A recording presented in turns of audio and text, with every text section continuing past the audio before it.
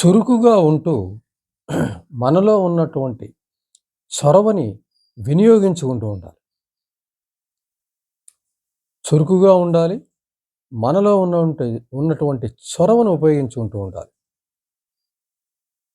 చురుకుగా ఉండడం అనేది సహజంగా ఉండొచ్చు. లేదా మనం ప్రయత్నించి దాన్ని మనం అలవరుచుకోవచ్చు. అలాగే చొరవగా ఉండడం అనేది కూడా సహజంగానే కుటుంబం నుంచి వచ్చే లక్షణాలు ఈ 2 గూడా. అయినప్పటికీ కూడా అవి తక్కువగా ఉన్నా లేకపోయినా అసలు లేకపోయినా కూడా వాటిని నేర్చుకుందాం అనే ఒక తపన, ఆసక్తి ఉన్నట్లయితే తప్పనిసరిగా వాటిని నేర్చుకోవచ్చు. చొరవగా ఉండటం, చురుకుగా ఉండటం. చురుకుదనం, చొరవ 2 కూడా చాలా అవసరంగా ఉంటాయి మనకి. మన దైనందిన జీవితంలో.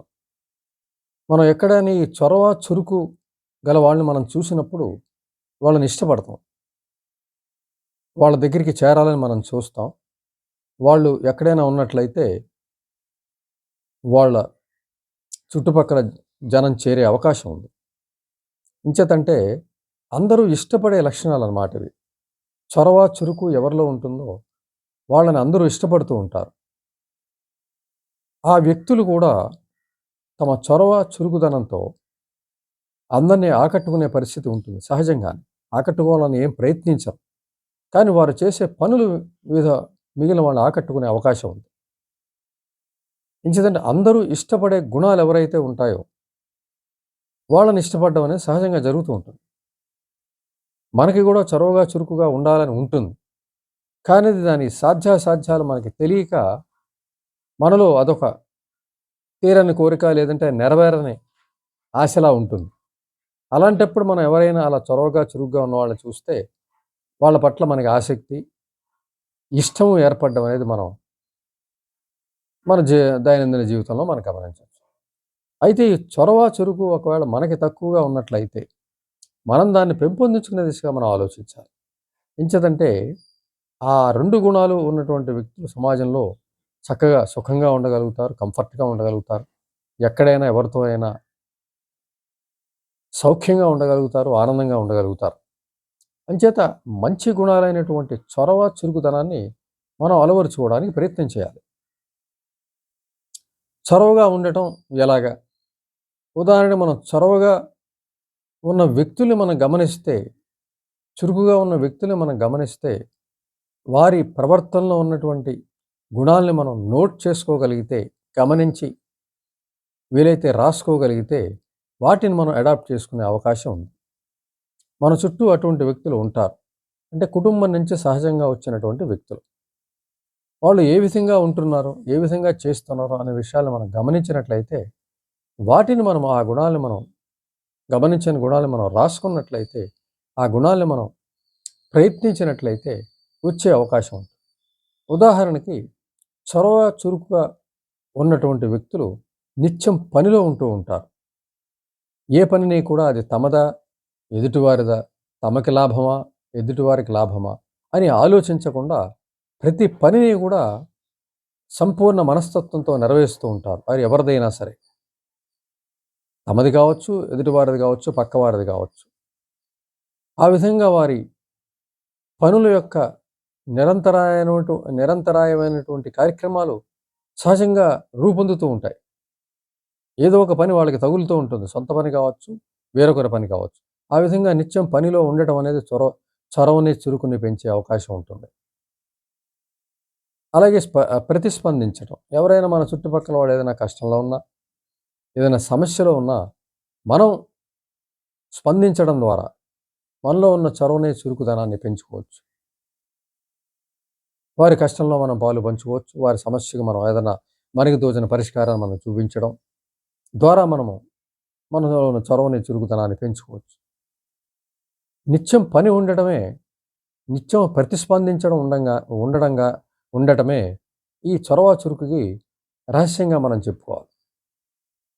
చొరవ వ్యక్తులు మనం గమనిస్తే ఈ గుణాలు వాళ్ళలో సహజంగా వస్తాయి. వాళ్ళకి తెలియకపోవచ్చు. వాళ్ళు సహజంగానే ప్రవర్తిస్తూ ఉండొచ్చు. కానీ ఆ గుణాలు వల్ల వాళ్ళు ప్రఖ్యాతులవ్వడం, అలాగే అందరి చేత ఇష్టులు అవ్వడం కూడా మనం గమనించొచ్చు. కాబట్టి ఆ విధంగా మన పని ఇతర పని ఆలోచించకుండా నిత్యం బిజీగా ఉండడం, ప్రతిస్పందించడం, ఎవరు ఏ విధమైనటువంటి కష్టంలో ఉన్నా, సంతోషంలో ఉన్నా, ఎలా ఉన్నప్పటికీ కూడా మన ప్రతిస్పందన చుట్టుపక్కల వారి మీద మన ప్రతిస్పందనతో ముందుకు వెళ్ళటం అనేది చొరవగా చురుకుగా ఉండడానికి ప్రయత్నం చేస్తుంది. తర్వాత ఏదైనా కూడా వాయిదా వేయకుండా కొనసాగాలి. వాయిదా లేకుండా కొనసాగగలిగితే అది మనలో చొరవని, చురుకుని పెంచుతుంది. ఏదైనా పని చేద్దాం అనుకున్నట్లయితే అది అప్పటికప్పుడు వెంటనే చేసే పరిస్థితి ఉండాలి. అది వాయిదా వేసి తర్వాత చూద్దాం, ఇప్పుడు ఎండగా ఉంది, వానగా ఉంది, ఇప్పుడు నీరసంగా ఉంది, నువ్వు వెంటనే చేయక్కర్లేదు, 2 రోజులు పోయిన తర్వాత చేసుకోవచ్చు, లేకపోతే సాయంత్రం చేసుకోవచ్చు, లేకపోతే ఎవరికైనా చెప్పచ్చు. ఇటువంటి ఆలోచనలు మానేసి పని నీ దగ్గరికి వచ్చిందంటే నువ్వు నెరవేర్చే విధంగానే ఆలోచించాలి. అది ఎలా పూర్తి చేయాలనే విషయం మీద ఆలోచించి, అది బయటికి వెళ్ళేదా, ఇంటికి వెళ్ళేదా, ఎక్కడైనా సరే దానికి సిద్ధంగా ఉండడం అనేది చొరవను, చురుకుని పెంచేటువంటి పరిస్థితి. కాబట్టి మనలో ఆ గుణాలు పెరగాలి అన్నట్లయితే తప్పనిసరిగా మనము వచ్చిన పనిని వచ్చిన వెంటనే పూర్తి చేయడం అనేది నేర్చుకోవాలి. తప్పనిసరిగా. ఒకవేళ ఇంట్లో ఉన్నప్పటికీ కూడా మనము మనకి సంబంధించిన లేదంటే ఇంట్లో వాళ్ళకి సంబంధించిన విషయాల పట్ల కూడా మనము శ్రద్ధ వహించడం ద్వారా వారికి సలహా ఇవ్వచ్చు, లేదంటే వాళ్ళకి సహాయం చేయొచ్చు. లేదంటే మనకి మనం ఏదైనా మన హాబీస్ గానీ, మన ఏవైనా మనం ఉన్నట్లయితే ఆ పనిలో నిమగ్నం అవ్వడం ద్వారా చొరవ, చురుకు తప్పనిసరిగా పెరుగుతుంది. నిత్యం మెదడుకి ఏదో ఒక పని కల్పించడం ద్వారా, అలాగే ఏదైనా మనం హాబీస్ ఉన్నట్లయితే వాటిని ఇంట్లో కొనసాగించటం, అలాగే ఏదైనా నేర్చుకుందామనే ఆలోచన ఉన్నట్లయితే తప్పనిసరిగా దానికి సంబంధించిన ఏదైనా సంగీతం నేర్చుకోవచ్చు, ఏదైనా కొత్త భాష నేర్చుకోవచ్చు, ఇన్‌స్ట్రుమెంట్ నేర్చుకోవచ్చు. ఏదైనా ఒక దాన్ని నేర్చుకుంటూ ఉన్నట్లయితే, దాని గురించి మనసు పెట్టినట్లయితే చొరవ, చురుకుని పెంచే అవకాశం ఉంది. మెదడుకి ఎప్పుడు నిత్యం పని ఉండేలా చూసుకున్నట్లయితే అది యాక్టివ్‌నెస్‌కి అలవాటవుతుంది. చురుకుగా ఉండడానికి, చొరవగా ఉండడానికి ఎప్పుడైతే అలవాటయిందో, ఆ అలవాటు ప్రకారమే కొనసాగే అవకాశం ఉంటుంది. దానికి మంచి అలవాట్లు నేర్పడం మన బాధ్యత. దానికి మంచి అలవాట్లు నేర్పినట్లయితే అది అందులోనే ఇమిడి దానికి సంబంధించిన స్పందనలే మనకివ్వటం ద్వారా, పనులను పట్ల ఆనందాన్ని ఇవ్వటం ద్వారా మనం చొరవగా, చురుకుగా ఉండగలుగుతాం. అలాగే మంచి పుస్తకాలు చదవడం, దైనందిన దినపత్రిక చదవటం, ఇష్టమైనటువంటి కథలు ఏవైనా ఉన్నట్లయితే, అలాగే కొన్ని తెనాలి రామకృష్ణ, అక్బర్ బీర్బల్ కథలు, భేతాళ కథలు, ఇటువంటి కథలున్నాయంటే మనసుకు ఆహ్లాదంతో పాటుగా చురుకుదనాన్ని కూడా పెంచుతాయి. అటువంటి కథలు చదవడం ద్వారా మనసు విస్తరిస్తుంది, మనసు చురుకుదనాన్ని పొందుతుంది. కాబట్టి అటువంటివి చేయొచ్చు. ఇవన్నీ కూడా మనం అడాప్ట్ చేసుకొని, మన సొంతంగా భావించి, మనం ముందుకెళ్ళగలిగితే తప్పనిసరిగా మనలో కూడా చొరవ, చురుకు పెరిగే అవకాశం ఉంటుంది. అంటే మనం యాక్టివ్‌గా ఉండొచ్చు, యాక్టివ్‌గా కొనసాగొచ్చు. మనలో ఉన్న ఇనిషియేషన్ ఏదైతే ఉంటుందో, దాన్ని మనం పెంపొందించుకోవడం ద్వారా మనం కూడా చొరవగా, చురుకుగా, వెంటనే స్పందించే విధంగా దీని ద్వారా నిస్వార్థం కూడా అలవడుతుంది.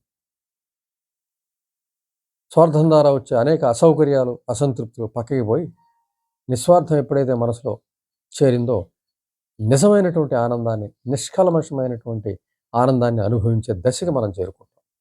తద్వారా యాక్టివ్‌గా ఉండడానికి, ఇనిషియేటివ్‌గా ఉండడానికి మనం తప్పనిసరిగా ప్రయత్నం చేస్తూ ముందుకెళ్ళినట్లయితే జీవితం చాలా సంతోషంగా, ఆనందంగా, సంతృప్తిగా, శాంతిగా ఉంటుంది.